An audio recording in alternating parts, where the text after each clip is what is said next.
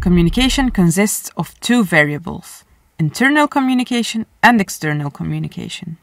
In this program, we define internal communication as the way you deal with diversity within your organization, the way you communicate about it, and the way in which your policies and beliefs around diversity are composed. The organizational culture will determine your internal communication. It contains the sum of established values, symbols, beliefs, assumptions, and expectations of a group of people working together. In participatory organizational cultures, employees are encouraged to work together, collaborate, and develop a shared mission. Youth workers who work in strong alignment with their organization act in accordance with the values and goals of the organization. That's why it's crucial to formulate a shared vision on diversity that is accurate for everyone so that everyone works towards it. Please note that this conversation is not a one-off. Diversity should be discussed regularly since the reality is changing constantly. Set clear goals for your organization to be more inclusive and work actively towards it. Another part of the internal communication is the diversity within the organization itself. An organization that embraces diversity should also reflect it in its own composition in a way that is in proportion with the diversity in society.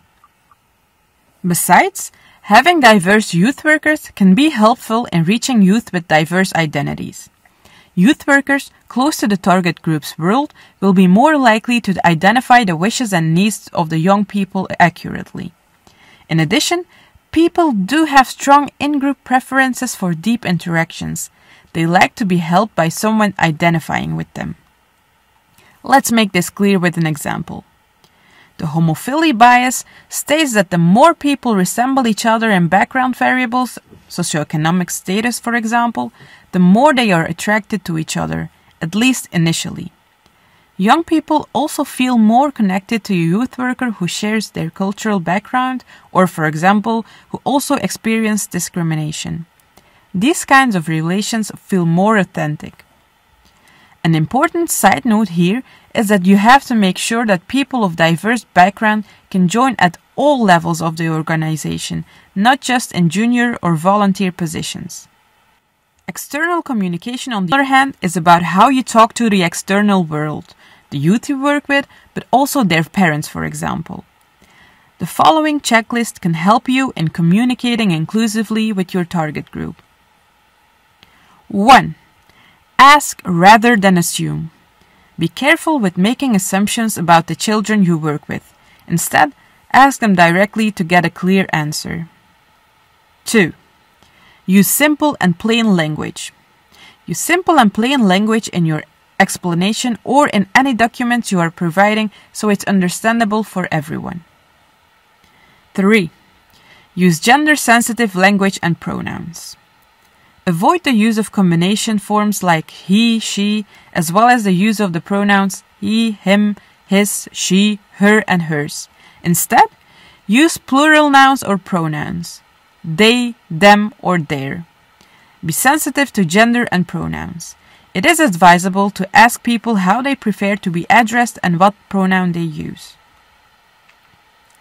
4. Focus on the person. Focus on the young person and put them first. Emphasize the young person and not the labels. Do not use a disease or disorder to refer to your young person. This way, you put the focus on the individual and not on the particular functional limitation.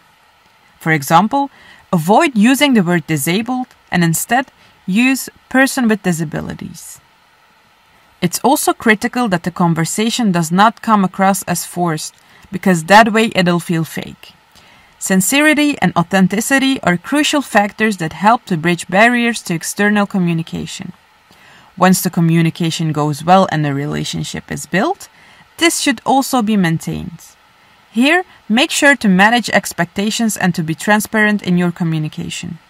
If youth organizations make their expectations clear, disappointment can be limited and a common goal can be created.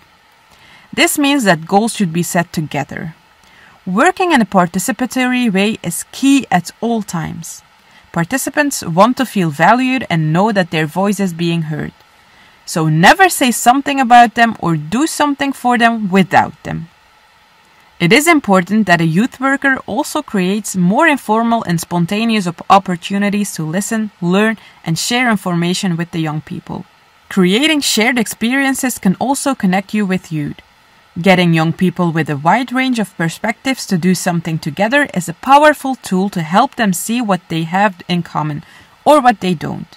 It helps to dispel stereotypes about each other and can help to bridge the gap between people with different interests and identities.